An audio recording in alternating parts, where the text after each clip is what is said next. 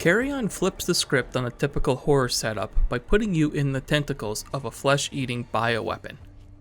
Upon escaping your containment cell, you set out on a blood-soaked quest through a research facility in an attempt to escape. Along the way, you'll eat tons of people, grow more powerful, solve some puzzles, and avoid firefights whenever possible.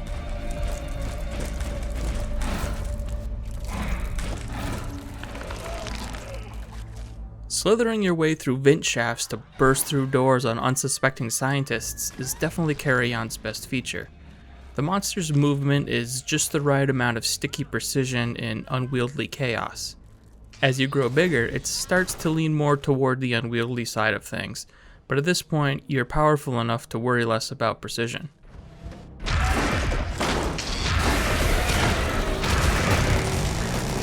It was always satisfying to creep my tentacle around a corner to pick off a guard that just turned his back on me, then watch as his friends cower in fear as I ate him alive.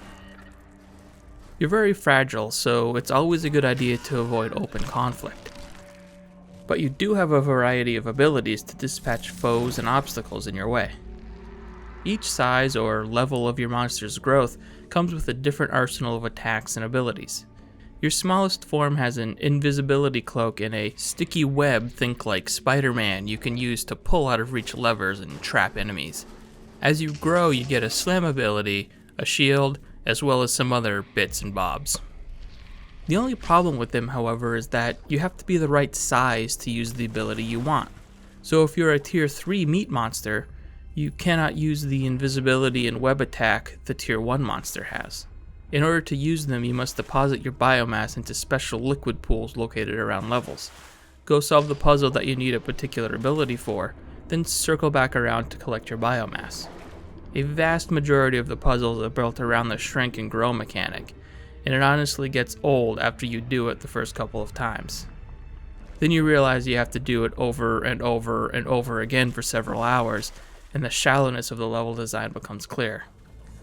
The most challenging moments of the game for me were a few combat rooms which require a level of patience and precision. You die quickly when being shot and even faster when being blasted by a flamethrower, so caution is required when dealing with multiple enemies. This makes the late game mind control ability even more rewarding as you turn the machine guns, mechs, and flamethrowers on your enemies. It's just too bad these white knuckle moments are sometimes marred by imprecise controls and then followed up by more of the weak puzzle solving. Carrion does a good job of building intrigue, however. It tells a somewhat compelling story through odd flashback sequences foreshadowing some of the events to come.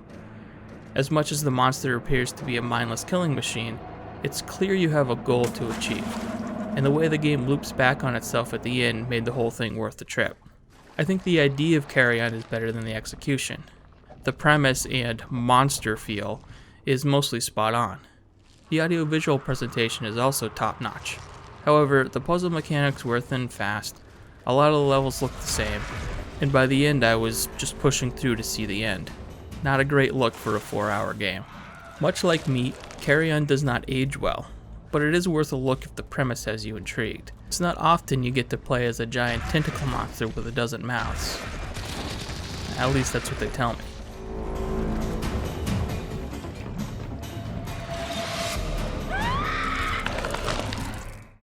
Thanks for watching. If you enjoyed this video, please consider leaving a like and subscribing to see more.